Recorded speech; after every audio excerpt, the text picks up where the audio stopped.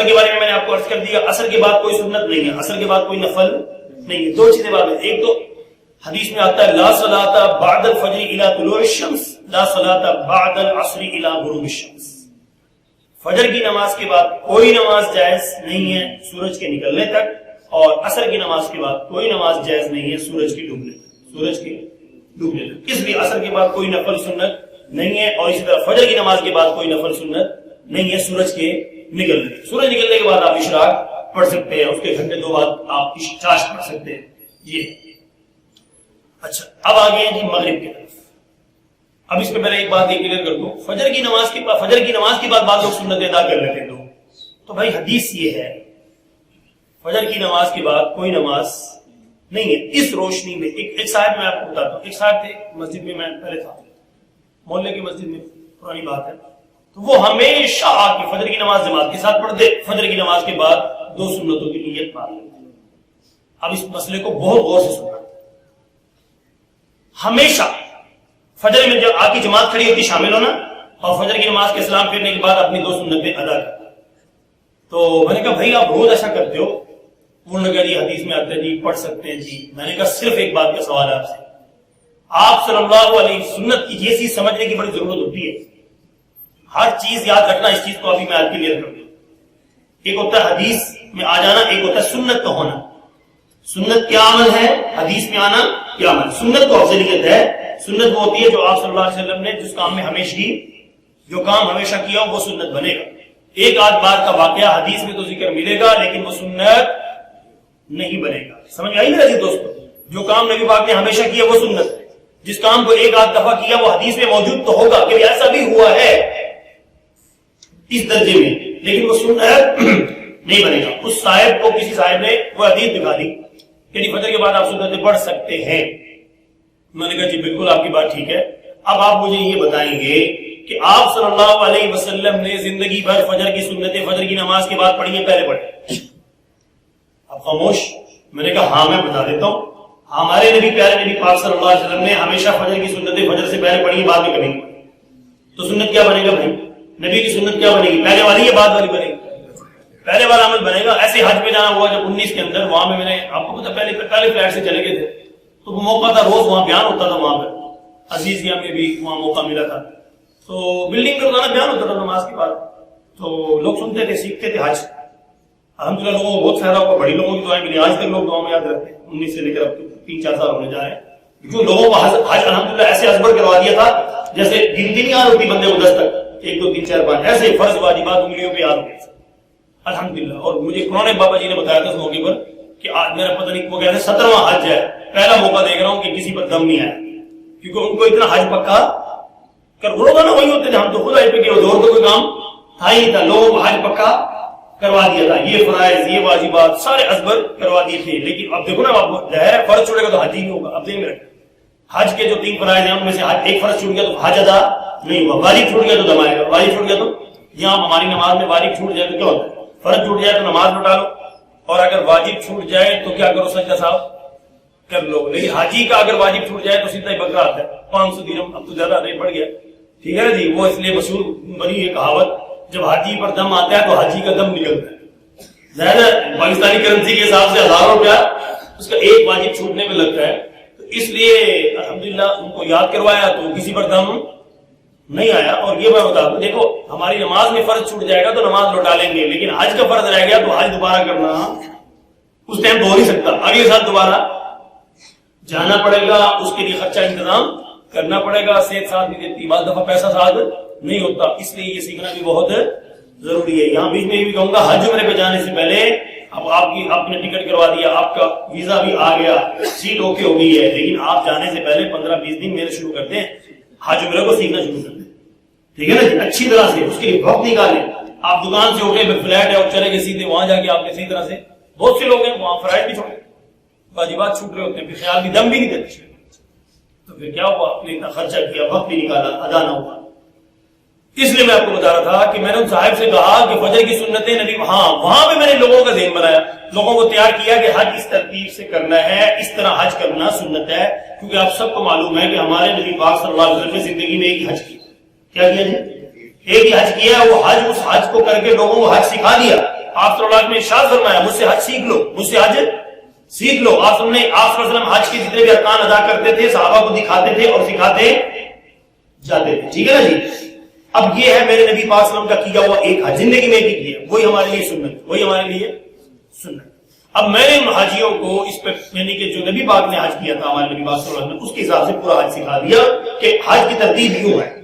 اللہ کی شان، آخری دن تھے حج قریب آ رہا تھا، ہم پہلی فلائٹ سے آخری دنوں کے اندر ایک صاحب آگے کوئی کسی یونیورسٹی میں پڑھتے، وہاں مدینہ یونیورسٹی کے تھے، کسی ام القرآن یونیورسٹی کے تھے، تو یہاں پاکستانی تھے، انہوں نے جی لکھ کے اشتہار لگا دیا جی اس بلڈنگ میں وہ درس دیں گے، آپ حج کے ارکان سکھائیں گے۔ وہ تشریف لے اتفاق سے میں بھی دن رک گیا، میں نے کہا ہم بھی سیکھ لیتے ہیں، طالب علم میں سیکھنا چاہیے۔ تو اللہ کی شان، تو خیر وہ بعد میں پتا لگا وہ مجھ سے بھی جونیئر تھے، وہ ابھی پڑھ ہی رہے تھے۔ تو خیر جب انہوں نے باتیں بتانا شروع کی، وہ کون سی بتا دی کہ مثلا حج کے دوران کسی مسلمان سے جو کوئی غلطی ہوئی، وہ آپ صلی اللہ علیہ وسلم کے پاس حاضر ہوئے، یا رسول اللہ مجھ سے یہ غلطی ہو گیا، آپ نے فرمایا اچھا فلاں حرج، کیا فرمایا فلاں حرج، اچھا کام چل جائے گا، چل پہ، ٹھیک ہے نا جی۔ پھر دوسرے آیا جی مجھ سے یہ غلطی ہو گیا، آپ نے فرمایا کہ فلاں حرج، کوئی حرج نہیں ہے، بھائی یوں بھی کام چل جائے گا، کیونکہ وہ آپ صلی اللہ علیہ وسلم کو اس زمانے کی ان کی کنڈیشن نئے نئے اسلام میں داخل ہوئے تھے، ابھی وسائل کی بھی کیا تھی، کمی تھی، بہت سے اس موقع کی یعنی کہ اس موقع کی ضروریات میں سے ایسی چیز شامل تھی، نبی پاک نے ان کو ریلیف دے دیا۔ اب وہ صاحب جو آئے، اب آگے وہ جو ہم نے حج سکھایا تھا حاجیوں کو سنت کے مطابق جو نبی پاک نے جیسے کیا تھا، وہ لوگوں کو اس کا الٹ سکھا رہے ہیں، اگر یوں بھی کر لو تو یہ چیز پہلے بھی کر لو تو فلاں حرج، یوں بھی وہ حدیثیں ڈھونڈ گی۔ میں حیران اور پریشان سنتا تو رہا، میں نے بیان کے بیچ میں بولتا نہیں ہے نا، میں نے کبھی دیکھو بولنا بھی نہیں چاہیے، کوئی اگلے کو سن لینا چاہیے۔ بعد میں سوال انہوں نے یہ بھی عنوان رکھا تھا کہ درس کے بعد آپ سوال و جواب کر سکتے، تو جب ان کا درس مکمل ہو گیا، وہ بیان مکمل ہو گیا، اس کے بعد میں نے جب سوال رکھا تو میں نے کہا آپ یہ بتائیے، آپ نے لوگوں کو جو میں نے اب تک ان کو حج سے یاد کروایا تھا، آپ نے الٹی ترتیب ساری بتا دی۔ آپ نے فرمایا جب فلاں ایک مسلمان آئے، یا رسول اللہ مجھ سے یہ غلطی ہوگی، آپ نے فرمایا فلاں یوں بھی کر لو، یوں بھی کر لو، یوں بھی کر لو، تو میں نے کہا آپ نے ان کو ریلیف دے دیا، مجھے یہ بتائیے نبی پاک صلی اللہ علیہ وسلم کا حج کیسا تھا، سنت کیا بنے گا، اس صحابی سے جو غلطی ہوئی یہ سنت بنے گی یا نبی پاک نے جیسے کیا وہ سنت بنے گی؟ ایمانداری سے بتائیے، سنت حج وہی بنے گا نا۔ اس لیے کہتے ہیں بعض لوگوں کو جو صرف وہ دماغ میں ہوتا ہے جی بس حدیث میں یہ آ گیا، حدیث میں آ گیا، یہ نہیں دیکھتے سنت کیا ہے، نبی پاک کی سنت کیا ہے، سنت کو تو فالو کرو، سنت کو تو ترجیح دو۔ اب ان صاحب کو میں نے کہا کہ آپ نے وہ غلطیاں بتا دی کہ حدیث میں لکھا ہوا ہے کہ صحابی سے یوں ہو گیا، میں نے کہا غلطیاں سکھانی ہیں ان کو غلطیاں سکھانی ہے کہ فلاں مسلمانوں سے جو غلطیاں ہوئی تھی تم یوں بھی کر لو تو کوئی کام چل جائے گا۔ یہ جو اتنی پہلی فلیٹ سے آئے بیٹھے ان کو میں نے سنت کے مطابق جب حج پکا کروا دیا، ان کو اس کے مطابق کرنے دو، ان کو کنفیوز آپ نے جب ان سے یہ بات کی تو وہ پھر لاجواب ہوئے۔ میں نے کہا ان کو سنت سکھانی چاہیے یا وہ فلاں حج سکھانا چاہیے، جو غلطیاں ہوئی تھی یوں بھی چلا لو، یوں بھی چام چلو، یعنی جوگر میں بھی حج کر لو، حالانکہ چپل پہننے کا حکم ہے، کیا ہے یہ جو پاؤں کے اوپر والی ہڈی نہیں رہنی چاہیے، اس میں ترتیب بھی ضروری ہے کہ جس ترتیب سے نبی پاک نے کیا تھا اس طرح ہمیں کرنا چاہیے۔ اب انہوں نے ترتیب بھی بدل دی، انہوں نے کہا جی آگے پیچھے بھی ہو جائے تو کوئی بات نہیں، خیر ہے، اور بھائی کیوں ہو جائے، جب آئے بیٹھے ہو سیکھنے آئے بیٹھے تو ان کو سنت کے مطابق کرنا چاہیے۔ یہی سوال میں نے اس آدمی سے کہا جو ہر روز فجر کی نماز جماعت سے پڑھ کے سننے تھے، اسی ٹائم وہاں پہ دوسری سب میں سنتوں کی نیت باندھ دیتا تھا۔ میں نے کہا اب آپ کہہ رہے ہیں کہ حدیث میں آتا ہے ایک صحابی سے یوں ہو گیا، ایک صحابی سے چھوٹ گئی اور نبی پاک نے پرمیشن دے دی پڑھ لے، اب یہ تو تمہارے ذہن میں آ گیا، لیکن نبی پاک نے ہمیشہ فجر کی سنتیں پہلے پڑھی ہے بعد میں پڑھی ہے، پہلے پڑھی کیا پڑھی ہے؟ تو میں نے کہا تمہیں نبی پاک والا عمل کرنا چاہیے یا جس سے غلطی ہوئی تھی وہ دہرانی چاہیے؟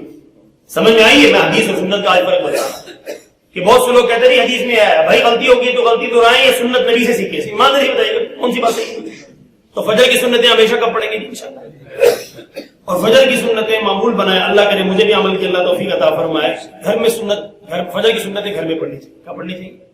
افضل عمل نبی پاک نے کیا پڑھی ہے؟ ہمیشہ گھر میں پڑھی۔ اگر معاملے مجبوری ایسی شکل ہے، غیر کوئی پرابلم ہوتی ہے، بعض اوقات جگہ مناسب نہیں ہوتی، ایسی کوئی شکل ہوتی ہے مثال کے طور پر آپ کو مشکل ہو رہی ہے، لائٹ جلائیں تو چھوٹے بچوں کی نیند خراب ہونے کا ڈر ہے، ایسے مسائل کچھ ہوتے ہیں تو جب آپ آ جائیں مسجد میں پڑھ لیں، ورنہ افضل عمل ہے کہ فجر کی سنتیں گھر پڑھ لیں۔ اب اسی طرح میں آپ کو بتا رہا تھا جی مغرب کی سنتیں جو ہے نا، مغرب کی نماز سے پہلے کوئی نماز نہیں ہے، مغرب کی نماز کی بات کیا ہے؟ دو سنت ہیں موقدہ ہیں، اس کے بعد آپ نفل 2 پڑھ لیں، اس کے بعد آپ 6 بھی پڑھ لیں، اوابین کا ثواب ملے گا، وقت ہے تو پڑھ لیں، اور میں 2 سنت کافی۔ اسی طرح عشاء سے پہلے آپ تشریف لے آئے تو آپ عشاء سے پہلے کی 4 سنتیں پڑھ لیں، یہ ہیں غیر موقدہ، وقت ہے تو پڑھ لیں، بہت اچھی بات ہے، ثواب ملے گا، وقت نہیں ہے تو جماعت کے ساتھ نماز پڑھ لیں، وقت کم ہے تو 2 نفل پڑھ لیں، مسجد میں آگے 2 نفل پڑھ لیں۔ اور اگر آپ نے باجماعت عشاء میں شامل ہو گئے تو فجر عشاء کی نماز کے بعد آپ کیا پڑھیں گے؟ 2 سنت موقدہ. اس کے بعد اصل وطر کا عمل ہے تہجد کے وقت. وطر آخری نماز ہوتی ہے، لیکن علماء اس کو اس لیے لیا ہے کہ لوگ بعض بھی ہر وقت تہجد کے وقت میں پڑھنا ضروری ہوتا ہے پھر وہ وطر، تو اس لیے ہر آدمی تہجد میں اٹھے نہ اٹھے، تو اس لیے وہ کر دیا کہ آپ عشاء کی سنتوں کے بعد ہی کیا پڑھ لیں جی؟ وطر پڑھ لیں، تاکہ آپ کا وطر واجب ہے. وطر کیا ہے؟ واجب ہے، تاکہ آپ کا واجب چھوٹے نہیں. تو آج میں نے 2-3 باتوں پہ یہ روشنی ڈالی ہے. ایک تو اذان ہمیں سیکھنی چاہیے، سیکھنے کے بعد اذان کہنی چاہیے. اسی طرح اقامت، تکبیر جس کو ہم کہتے ہیں نا، تکبیر پڑھنی چاہیے. اقامت اس کو بھی سیکھنا چاہیے. بعض سے لوگ تو اس معاملے میں کتنے شرمیلے ہوتے ہیں، کیا جی تکبیر پڑھ لو، نہیں جی وہ کہتے تو پڑھ، وہ کہتے تو پڑھ. بھائی اس کو سیکھنی تو چاہیے نا جی، اتنی تو آنی چاہیے. جب کہا جائے ہم، اور کوشش کی جائے امام کے پیچھے وہ آدمی کھڑا ہو. ہمیشہ یہ بھی اہتمام ہے، امام کے پیچھے وہ آدمی کھڑا ہو. اگر امام خدا نخواستہ وضو ٹوٹ جائے، کوئی مسئلہ امام کے لیے بن جائے، تو سارے نمازیوں کی نماز مت ٹوٹ جائے. اس کے لیے طریقہ ہوتا ہے کہ امام کو جو خطرہ ہو کہ میرا وضو ٹوٹنے والا ہے، تو اپنے سے پیچھے والے آدمی کو اپنی جگہ کھڑا کرے، اپنے سے پیچھے والے کو اپنی جگہ کھڑا کرتے. وہ نماز وہیں سے سٹارٹ، وہیں سے اس نماز کو کنٹینیو کر دے جہاں سے امام نے چھوڑی ہے. امام وضو کرنا چلے جائے، ٹھیک ہے نا جی. اس کا ایک طریقہ ہے، وہ کسی میں انشاءاللہ تفصیل سے عرض کریں گے. بعض لوگوں کو شوق ہوتا ہے بالکل امام کے پیچھے. اگر آپ امام کے پیچھے کھڑے ہو تو آپ دیکھو کہ آپ نماز کے مسائل سے واقف ہیں، آپ کو آپ کی سنت کے مطابق داڑھی ہے، آپ نماز کے مسائل سے واقف ہیں، تب تو آپ امام کے پیچھے. اگر خدا نخواستہ آپ کو آگے کرنا پڑ جائے، آپ کو قرآن اتنا پڑھنا، عشاء کی نماز ہے، یہ فجر کی نماز میں آپ امام کے پیچھے کھڑے ہیں، تو آپ کو اتنی قرات صحیح آتی ہے کہ آپ اگلی نماز کو امام جو پڑھا رہے ہیں اس کو کنٹینیو کر سکتے ہیں. تو آپ کھڑے ہو جائیں، ورنہ کوشش کریں کسی اہل آدمی کو امام کے پیچھے کھڑا کریں. یہ باتیں بہت ضروری ہیں، اس پر بات عموماً نہیں کی جاتی. اسی طرح میں انشاءاللہ اگلے جمعے تو خیر سیدنا صدیق اکبر رضی اللہ تعالیٰ عنہ کا یوم وفات آ رہا ہے، 22 جمادی الثانی، اس پر بات کریں گے انشاءاللہ. باقی نماز کے حوالے سے بہت سے لوگوں نے مجھے کہا تھا اس مسائل پر بھی، میں بہت سے ابھی مسائل رکھتے ہیں، تو جس پر میں نے انشاءاللہ بات آپ کے سامنے کرنی ہے کہ نماز کے کیا کیا مسائل ہیں جس میں لوگ عرصہ دراز سے غلطیاں دہرا رہے ہیں. تو ہمیں نماز کو سیکھ لینا چاہیے تاکہ غلطیاں دہرانے کی بجائے ہم سنت کے مطابق نماز پڑھنے والے بن جائیں. اللہ تعالیٰ سے دعا ہے اللہ تعالیٰ ہم سب کو سنت کے مطابق تمام اعمال کرنے کی توفیق